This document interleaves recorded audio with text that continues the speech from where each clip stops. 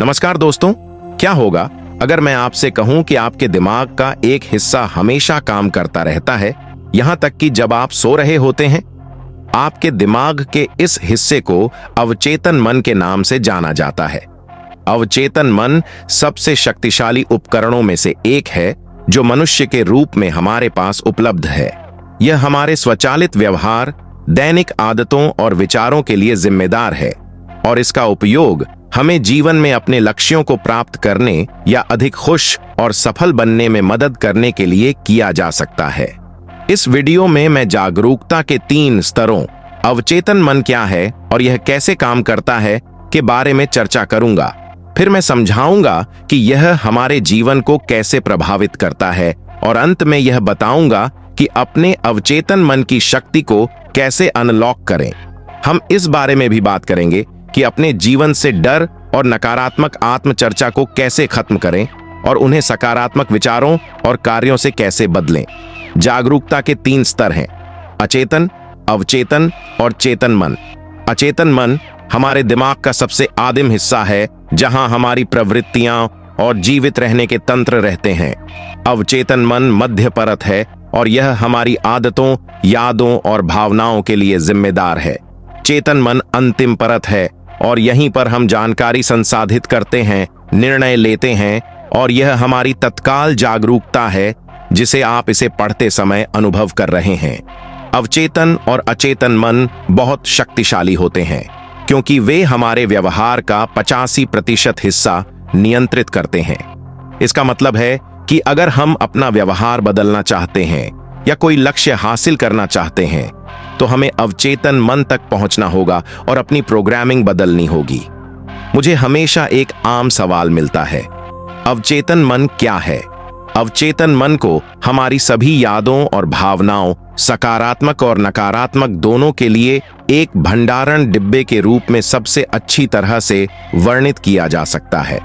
इसमें हमारे स्वचालित व्यवहार, दैनिक आदतें और विश्वास भी होते हैं। इनमें से कुछ हमारे जीन से आए हैं, जिन्हें मैं प्रकृति प्रदत्त कहता हूं, और कुछ हमारे पर्यावरण से आए हैं जहां हम बड़े हुए हैं, और मैं इन्हें पोषण प्रदत्त कहता हूं। अवचेतन मन हमेशा काम करता रहता है, तब भी जब आपको इसके बारे में सचेत रूप से पता न हो।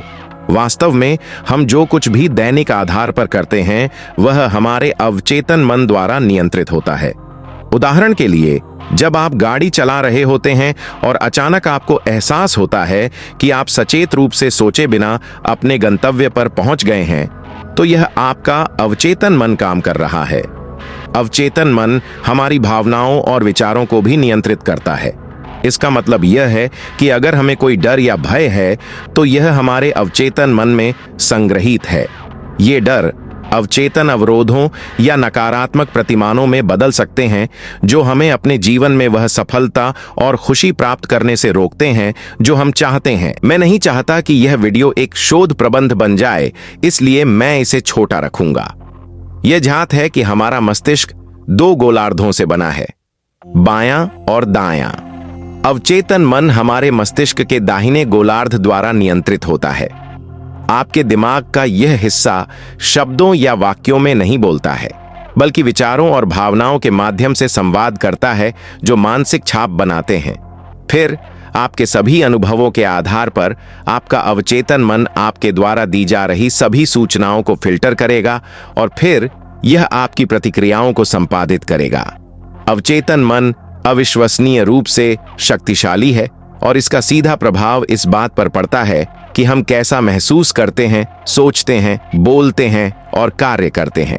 हमारी दैनिक गतिविधियों का 85% हिस्सा अवचेतन मन द्वारा संचालित होता है। मूल रूप से, यदि आप अपने जीवन में स्थायी परिवर्तन करना चाहते हैं तो आपको अपने अवचेतन मन को पुनः प्रोग्राम करना होगा। अगर हमारी आदतें अवचेतन मन द्वारा नियंत्रित होती हैं तो हम उन्हें कैसे बदल सकते हैं? इसका मुख्य उपाय है दोहराव। अवचेतन मन की क्रियाशीलता का एक उदाहरण हमारी दैनिक आदतें हैं, जैसे कि अपने दांतों को ब्रश करना, गाड़ी चलाना या यहां तक कि टीवी देखना। ये ऐसी गतिविधियां हैं जिन्हें हम नियमित रूप से करते हैं और इन्हें पूरा करने के लिए बहुत ज्यादा सोचने की जरूरत नहीं होती। एक और उदाहरण ये होगा, कि अगर आपका लक्ष्य बेहतर आकार में आना है, आपका शरीर चीनी और चिप्स का आदी हो चुका है, इसलिए फिटनेस और स्वस्थ खाने की योजना पर चलना मुश्किल हो सकता है। आप शायद शुरू करें, लेकिन प्रलोभन इतना मजबूत होगा कि इसे छोड़ना आसान हो जाएगा।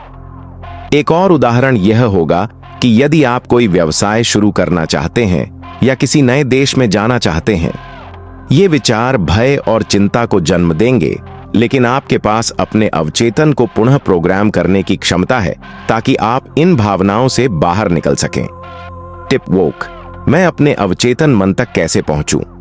इस प्रश्न का उत्तर देने से पहले चेतन, विश्लेषणात्मक और अवचेतन मन के बीच अंतर करना महत्वपूर्ण है। मन को समझने के लिए एक मॉडल बनाते समय अपनी जागरूकता बढ़ाने में मदद करने के लिए यह जानना महत्वपूर्ण है।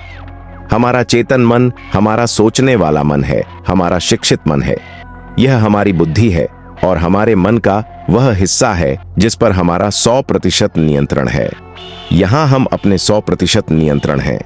विचार चुन सकते हैं, किसी भी विचार को स्वीकार, अस्वीकार या अनदेखा कर सकते हैं जो हम सोचना चाहते हैं। हमारा अवचेतन मन हमारा भावनात्मक मन है और हमारे व्यक्तित्व का भावनात्मक हिस्सा है।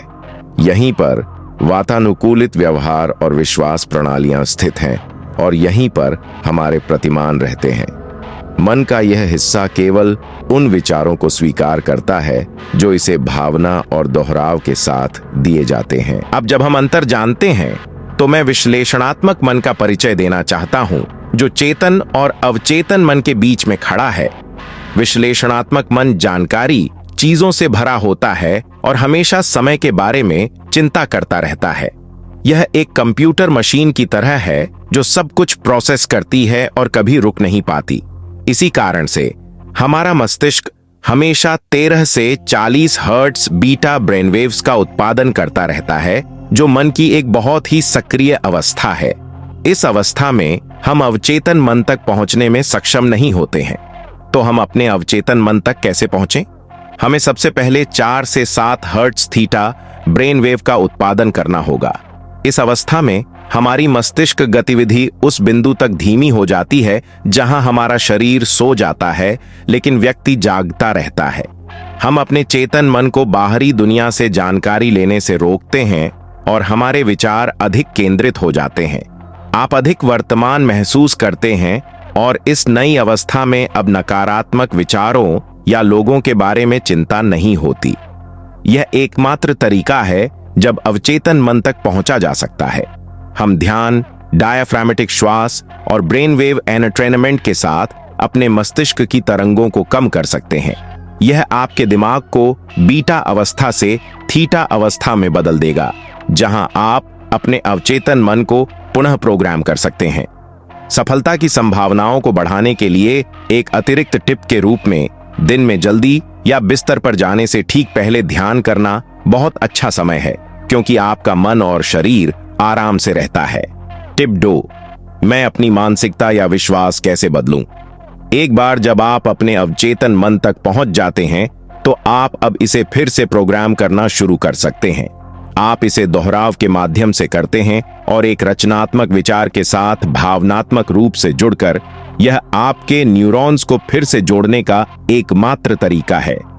अवचेतन मन नहीं जानता कि क्या वास्तविक है या नहीं, और जब हम विशिष्ट विचार या सकारात्मक सोच को खिलाते हैं, तो मन इसे सच मान लेगा और उन्हें वास्तविकता बना देगा। यहीं पर आपकी कल्पना और भावनाओं का उपयोग करते हुए पुष्टि बहुत शक्तिशाली हो जाती है, क्योंकि वे सकारात्मक क्रियाएं हैं जिन्हें हम बार बार दोहराते हैं जब तक कि यह हमारे अवचेतन मन का हिस्सा न बन जाए। अपनी कल्पना का उपयोग करके और अपने आप को उस विचार के साथ भावनात्मक रूप से जुड़ने की अनुमति देकर जो आप बनना चाहते हैं, आप अपने न्यूरॉन्स को फिर से जोड़ना शुरू करते हैं और एक नया व्यक्तित्व बनना शुरू होता है। सकारात्मक कथन, विचार और भावनाएं विश्वसनीय होनी चाहिए और वर्तमान काल में व्यक्त की जानी चाहिए। उदाहरण के लिए, मैं अब एक स्वस्थ व्यक्ति हूं या मैं आसानी से अधिक पैसा कमा सकता हूं। ये सकारात्मक कथन आपको समय के साथ अपनी मानसिकता और विश्वास बदलने में मदद करेंगे, जो अंततः सफलता और खुशी की ओर ले जाएगा। टिप 3, मैं अपने नकारात्मक अवचेतन विचारों के प्रति जागरूक कैसे रह सकता हूं? हमारा चेतन मन और मस्तिष्क लगातार उन सभी सूचनाओं को संसाधित कर रहा है जो हम अपनी 5 इंद्रियों के माध्यम से देखते हैं। देखना, सुनना, सूंघना, स्पर्श करना और स्वाद लेना। यह जानकारी विचारों को ट्रिगर करती है और ये विचार भावनाओं को उत्पन्न करते हैं, जो अवचेतन मन की भाषा है। अगर हम अपने अवचेतन विचारों के बारे में जागरूक होना चाहते हैं तो हमें एक कदम पीछे हटना होगा और अपनी भावनाओं पर अधिक ध्यान देना शुरू करना होगा, जो हमारे पर्यावरण और परिस्थितियों से प्रेरित होती है। यह एक सीखने की प्रक्रिया है, जहां आप किसी स्थिति के उत्पन्न होने पर अपने व्यवहार के प्रति अपने चेतन मन में जागरूकता लाना चाहते हैं।